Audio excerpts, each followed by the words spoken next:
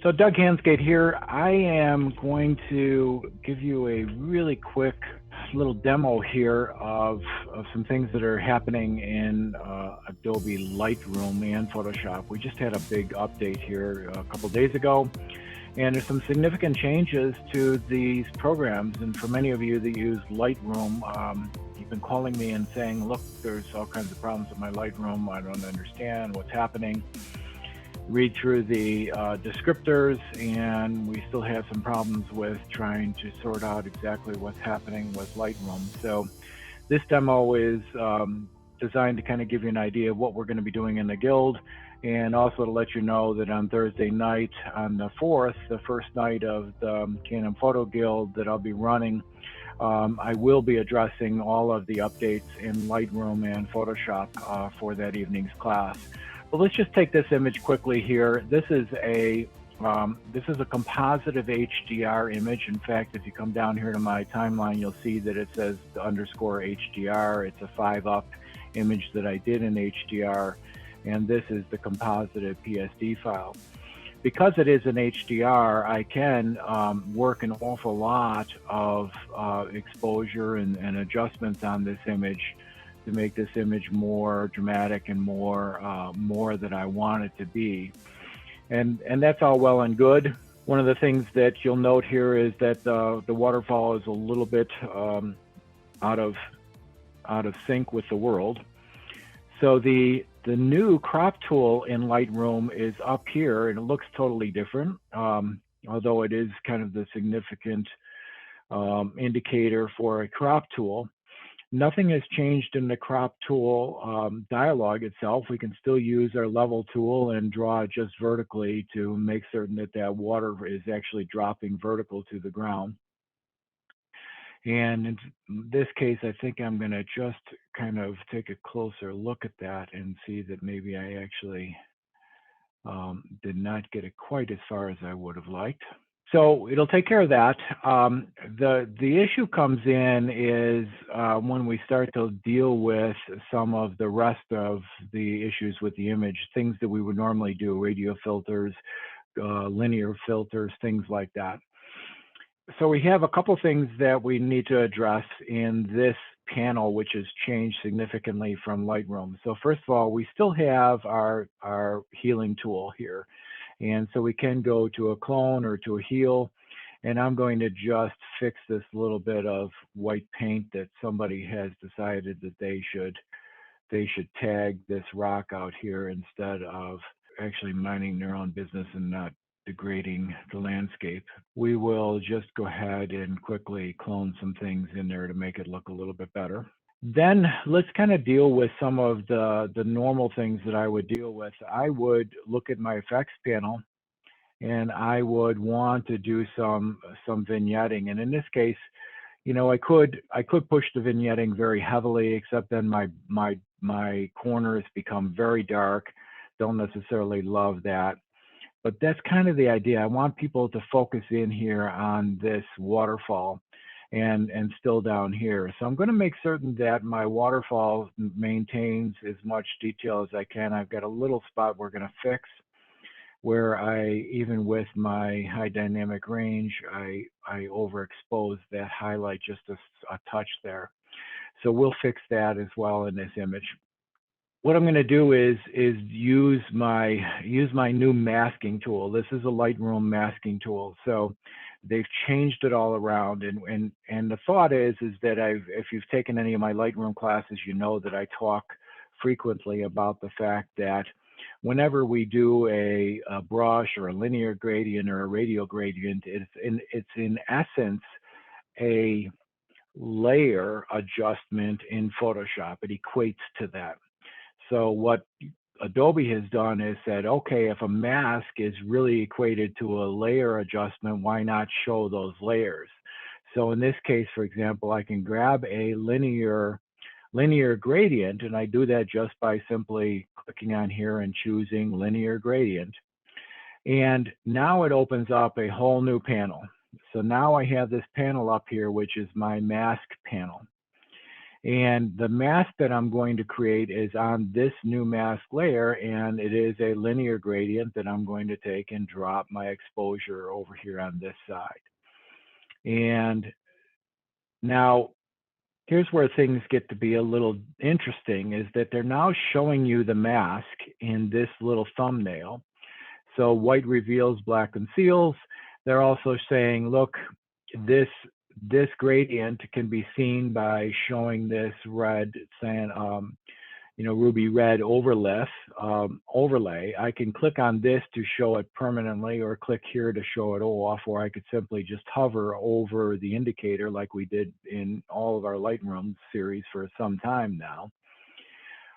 Or I can, but now here's the issue, is you say, well, all right, the rotate has changed. Rotate, it still has its availability in the center, but we also now have a new rotate icon out on the end. You can just grab to rotate that gradient. I can simply just pull the gradient like I did before to say, all right, I would like to have it kind of work like that, and maybe even just dump this down a little bit. But just to show you the interaction of this gradient tool. Now, every time that we hit new in Lightroom previously, we created a new adjustment point, and we do that by creating a new mask in the new Lightroom. So we create a new mask, and I'm going to create another linear gradient tool, and I'm going to again kind of work this. And you notice that when I come over to my panel now, my edits are back to 0. So I need to kind of adjust those gradients every single time I do that, add a new mask. It will effectively take and flatten my adjustments and then make me start over again. Now there's some things that I can do to alleviate that, and we'll show you that in a little bit, or if you join me on Thursday night, you'll see more of this. But think about the fact that now I have 2 adjustments, each of them on a separate mask. And I can now add or subtract to that mask. And in this case, would we necessarily want to subtract from this mask? Maybe not. But I could take and push this gradient a little further and make it a little more dramatic, and then say, okay, maybe now I want to adjust this gradient a little bit. So the way we adjust a gradient is we either add to it or we subtract. And when we select that, we now get another drop down. This other drop down is the subtract from the mask with either select subject, select sky, brush, linear, gradient, color range, luminance range, or depth. Now depth is brand new for this version of Lightroom. But let's talk about the ones we did know. We knew color range and luminance mask, and they used to be right down here at the bottom of our masking or adjustment tool panel. They're now moved into a sub panel under the individual mask. So let's do this. Let's go ahead and first add a luminance range to mask 1. And because I'm on mask 1, it's this one up here that's showing me. So if I show my mask and I select mask 1, it should be this one up here. So now if I take and go back to this mask and subtract and say a luminance range, the luminance range shows up on the top of the rest of all my adjustments. And now I say, look, I don't really want you to affect the whites. So please take it out of anything that is really super bright white. And I can grab the panel here and I can adjust that luminance range to say, please don't adjust the whites. Or I could say, please don't adjust the darks. You notice that I also have the ability to be able to break this now, which we didn't have before. We basically had a luminance range and that was it. Now we have an overall range, and then we have a graduation between those ranges. So very powerful addition to to our luminance mask that we had before. So in this case, I'm going to take and I want all my blacks, and I'm going to probably pull the black all the way down here. And I'm going to keep all my whites, but I'm going to probably just lower it just a touch here. So now my darkness is only affecting this portion, which is everything except for the brightest whites. And you know, in this particular image, after doing this, don't really care. I actually prefer it with the bright whites included in it. So I could just say, no, I don't even want it. Just bring everything back to 0 and leave it the way it is. I could simply go to the other mask, and you'll see that it doesn't show that subtractive luminance filter anymore.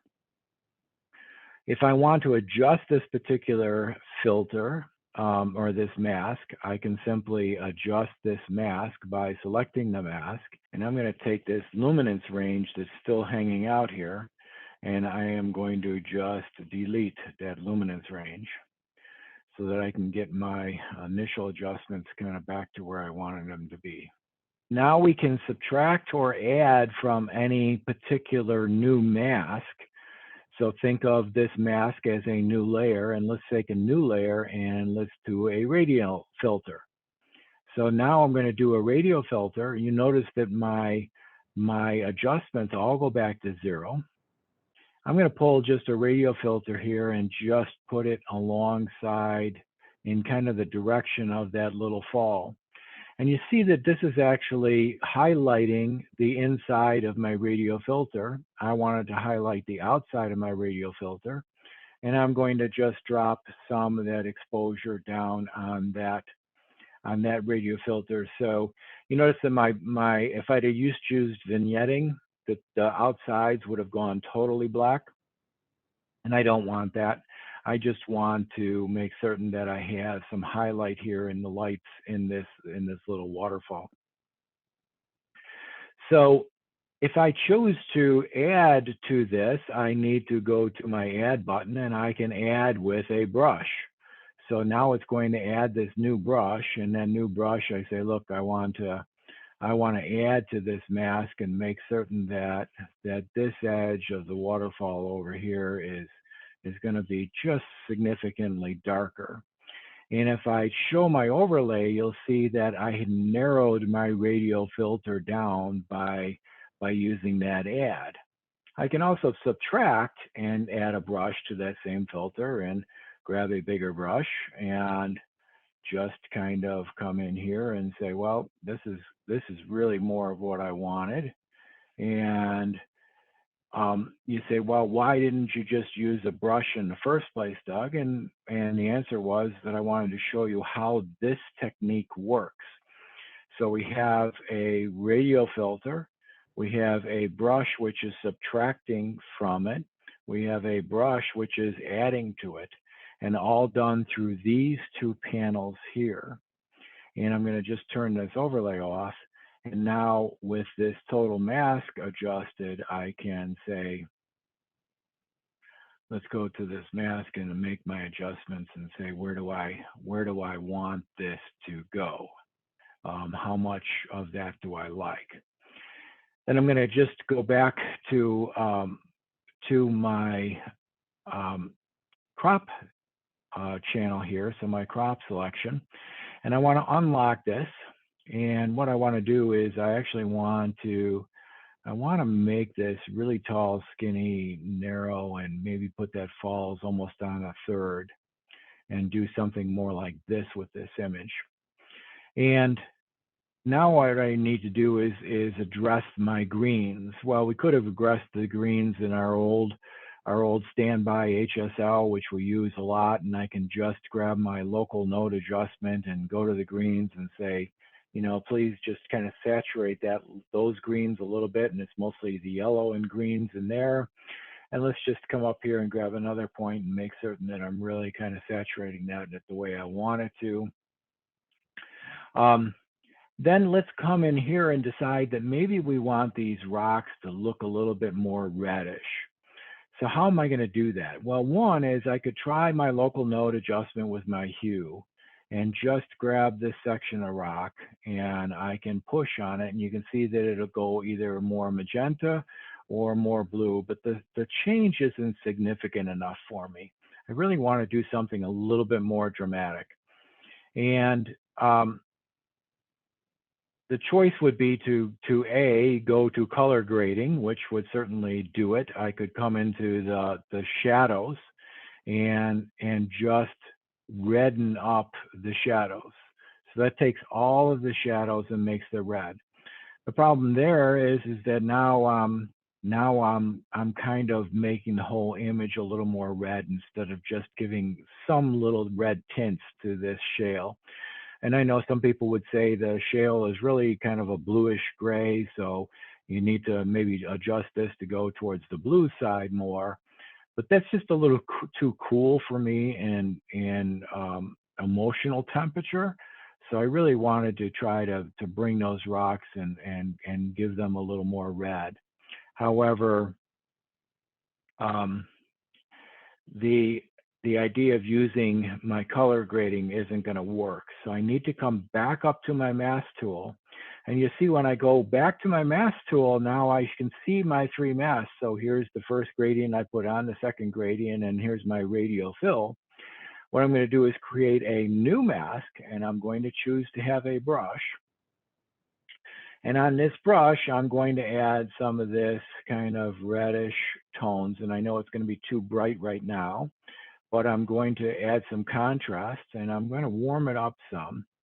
And I'm going to kind of just, I can choose to keep my auto mask on, but I want to make certain that my feather is up and my flow is a little bit lower.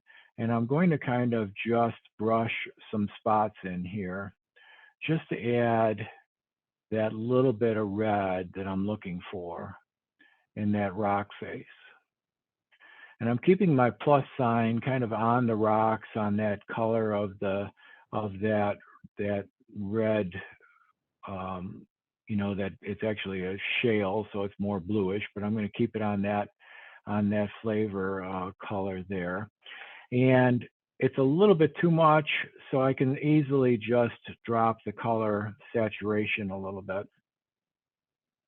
And then what I want to do is I want to think about where I want that color to go. And if I take and subtract and I go to my luminance range, I can now take it off of all the blacks. So in the black range, I can say, look, please don't colorize those pure blacks. I just want a hint in there of my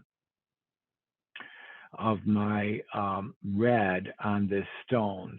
So it's pretty you know, narrow of a transition, but I just didn't want it on that total blacks. I wanted to keep that a little bit more open. I can always go back to my brush itself and add a little more color saturation. So I just add a touch more color saturation after adding that restrictive luminance range to it. And here is before and after our adjustments. So the image is becoming a little more dramatic, a little more in tune here with things. The other thing I'd like to do is maybe add a new brush. So I'm going to just come down here and do a new brush. And on this brush, I'm going to even go kind of a orangey red, a really bright orangey red. And I'm going to try to highlight just these leaves that are at the bases of this cliff. So it's fall, and I want just those leaves to be affected. So I'm going to paint over those leaves fairly heavily. And there's some up here in the tree, so I'm going to just hit them a little bit. And then I want to maybe add or subtract. So which, you know, the choice is, what am I doing to that brush? And what I want to do is I want to add them to a color range, and I want that color range to be defined. So now it says, you know, take and choose your color range. Click anywhere in the sample area to create a subtractive tool. So I'm going to kind of click back up in here, and you see that it added that red to just the regions of my leaf. So that's what color range did, and here's the color that it selected by me coming in and choosing those leaves on that side. So all of a sudden throughout my image, I have this kind of color, this beautiful red color in there, and it's really made the image a much more dramatic. So as you can see, the big difference in Lightroom previously was that all of this was done just by our nodes and our adjustment brushes or radial filters. Now we have a whole mask panel that's showing each one of our masks. And if I wanted to, I can just double tap on it and say, these are the leaves. And I can come back over here and say, this is my rock.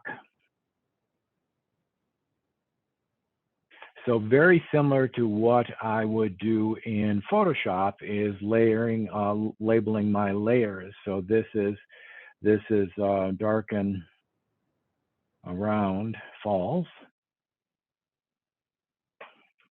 And this is left side.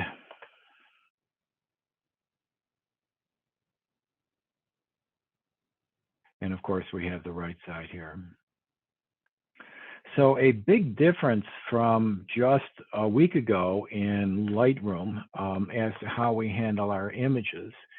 Now, I could go ahead and try to fix this overly bright spot here in my waterfall and just have it try to choose a new spot. And let's go over here a little bit. And it's a little bit better. It's not terrific, but it's a little bit better. I would normally want to do this adjustment in, I would take this to Photoshop to get a little bit more accurate interpretation of that waterfalls. And I probably would feather it and reduce the opacity of that a little bit too, so that I had just a little bit of light in there. And take this one and reduce the opacity of this a little bit, just so that it changes it up a little bit and does not go ahead and make it too obvious of a repair in that waterfall. But for many people, that little repair just is going to be fine in that waterfall. It's fairly slow shutter speed in there, and we were trying to capture this water. Now, somebody could say, well, look, this water is looking really red here, and I want to take that out of it. Well, that's easy enough, because now we just go to the new mask tool. We create a new mask, and I'm just going to get a brush.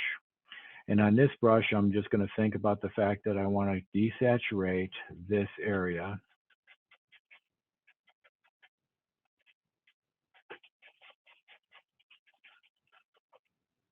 And so I've just brushed it. And if I want to see exactly what I brushed, there's what I brushed. And now I just come back in here and desaturate it a little bit to have a little bit more natural watercolor. I can actually even open up the whites a little bit now and open up the highlights to make that water look a little bit cleaner, a little bit brighter. And that's the down and dirty of the new Lightroom. Now there's a bunch of other changes. I will be going over them in the guild. I will be using your images to edit. Those that are in the inner circle, I'll be using your images to edit that night, and hope to see you there. Have any questions? Feel free to give me a call about the guild.